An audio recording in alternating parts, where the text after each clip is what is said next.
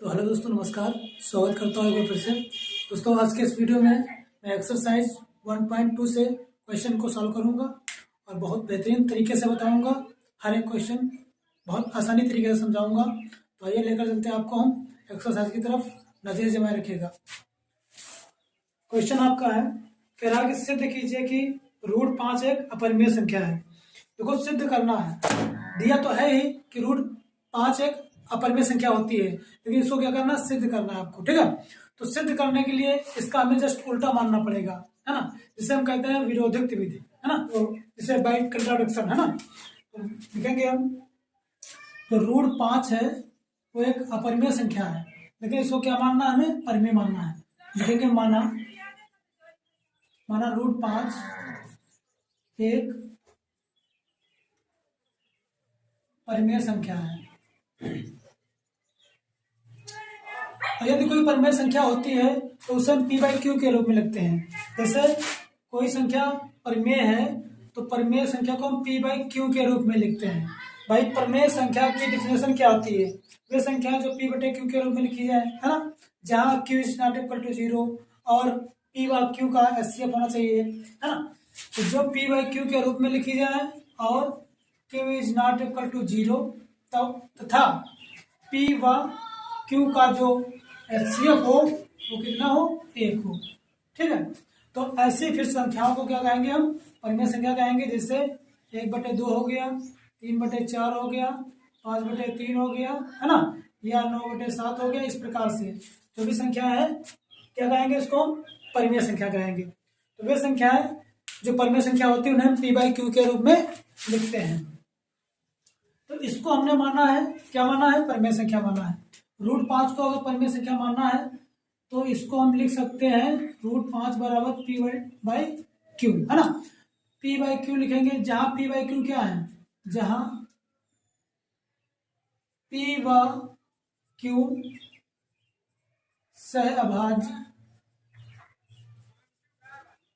पूर्णांक है ना, सहअभाज्य पूर्णांक है, तथा q ≠ 0, है ना।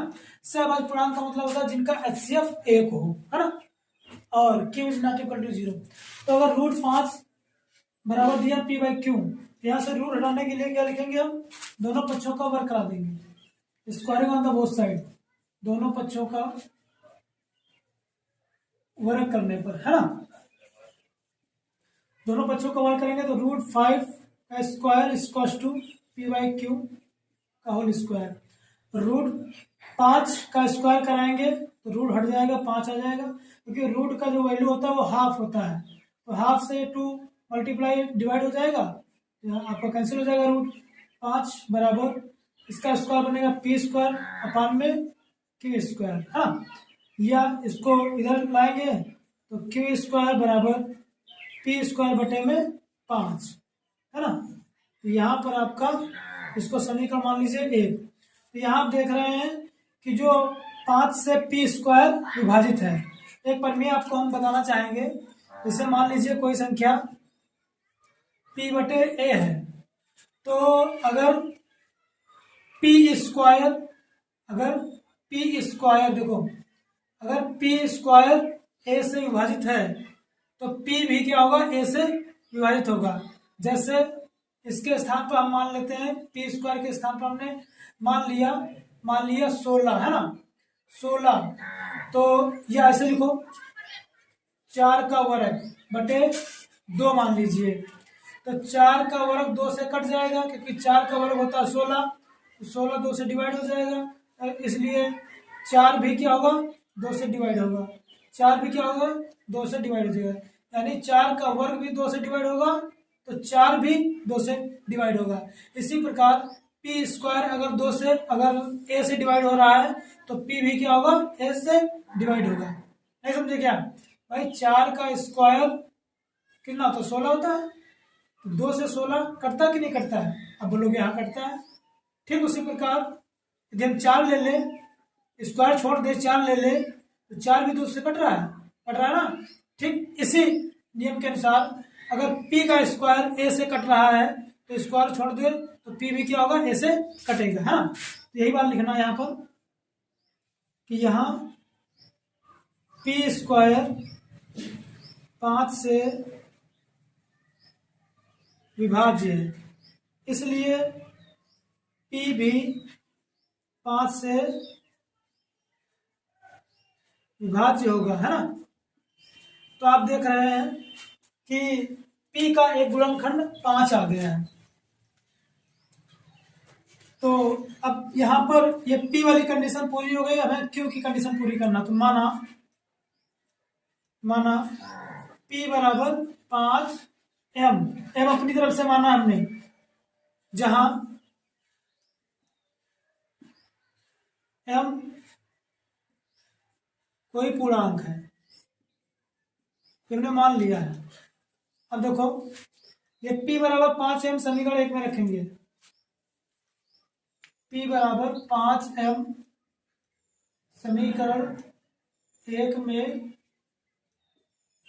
रखने पर देखिए ये Q square equals to P के स्थान पर क्या लिखेंगे 5m, 5m का होल स्क्वायर डिवाइड बाई 5, या क्यू स्क्वायर इक्वल्स टू ये 25m स्क्वायर डिवाइड बाई 5, यहाँ से डिवाइड करेंगे इसको 5 कम 5, ये 5 बार चला जाएगा, Q square equals to 5m square, है ना।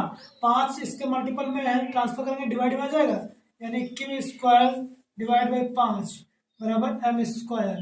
ठीक है, यहाँ से आप देख पा रहे हैं समीकरण 2।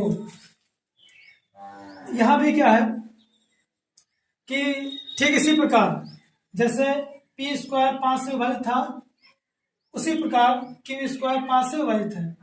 लिखेंगे यहाँ क्यू स्क्वायर 5 से विभाज्य है, इसलिए Q भी 5 से विभाज्य होगा, है ना। अब देखो P भी 5 से विभाजित है, Q भी 5 से विभाजित है, इसका मतलब क्या हुआ, P और Q का गुणनखंड कितना है 5 है। जबकि P और Q को अगर हमने परिमेय संख्या माना था तो उसका एचसीएफ होना चाहिए 1, है ना। सहभाज्य पूर्णांक माना था तो उसका एचसीएफ कितना होना चाहिए 1, लेकिन यहाँ पर कितना आ रहा 5 आ रहा। तो इस प्रकार आप कह सकते हैं कि P बाई Q जो है यहाँ पर सहभाज्य पूर्णांक नहीं है। तो अगर सहभाज्य पूर्णांक नहीं है तो इसका मतलब क्या है कि √5 भी क्या है, परिमेय संख्या है, नहीं है। परिमेय संख्या नहीं तो अपरिमेय संख्या होगा ना। लिखना है, कैसे लिखना है, लिखना है यहाँ P व Q का अभाज्य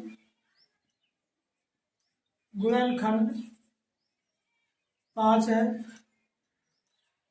इसलिए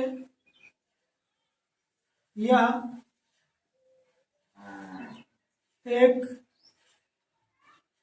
सहभाज्य पूर्णांक नहीं है, सहअभाज्य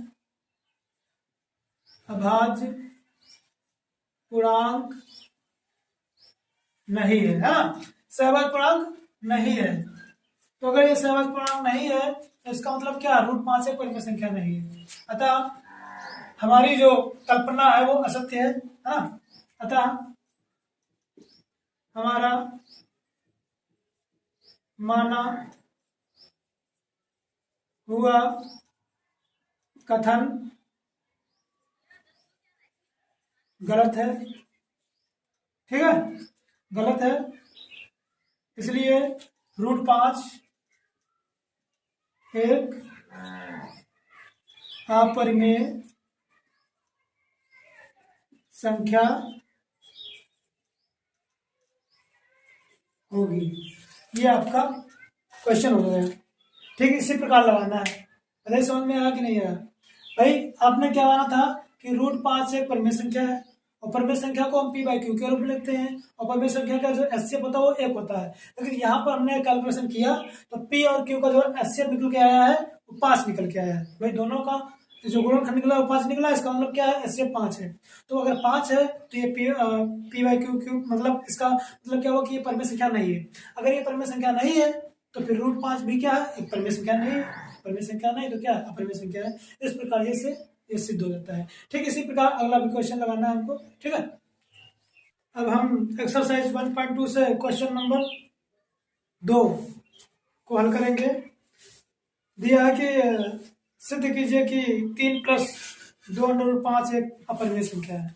ठीक है, दूसरा प्रश्न है, कह रहा है कि 3+2√5 क्या है? अपरिमेय संख्या है।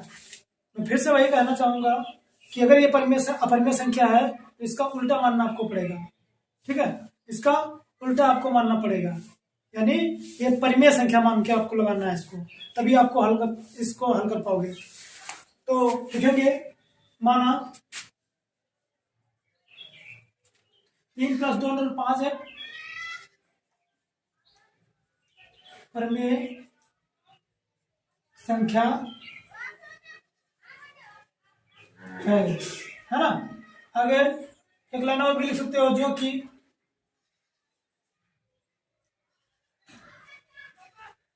जो कि दिए गए के विपरीत है ना, जो कि दिए गए के विपरीत है, यानी ये दिया है आपका अपरिमेय संख्या, लेकिन इसको माना क्या हमने? परिमेय संख्या है, तो ये दिए गए के विपरीत हुआ कि नहीं हुआ, है ना। हमने स्टेप बाय स्टेप लिख लिया है। तो अगर इसको हमने परिमेय संख्या मानना है तो इसको लिखेंगे 3+2√5, है ना, बराबर में क्या लिखेंगे? P/Q। और जहां ये बात जरूर लिखना है कि जहां P व Q सहअभाज्य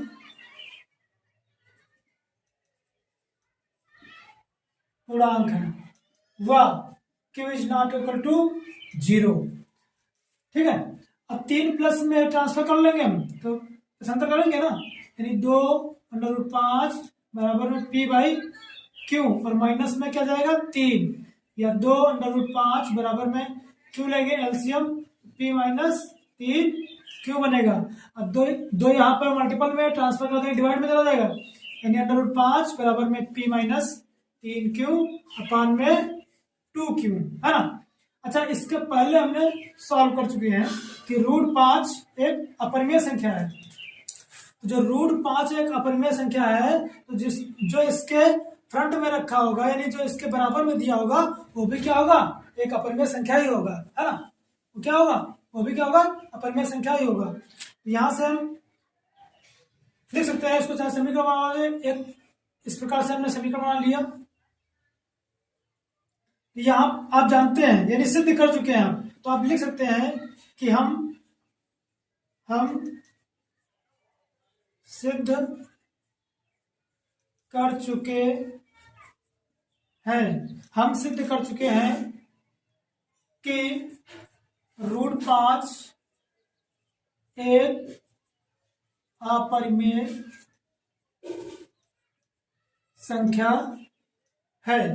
हम सिद्ध कर चुके हैं कि √5 एक अपरिमेय संख्या है, इसलिए जो इसके बराबर में संख्या दे रखी है वो भी क्या होगी? अपरिमेय संख्या होगी। इसलिए P-3Q बटे में 2Q भी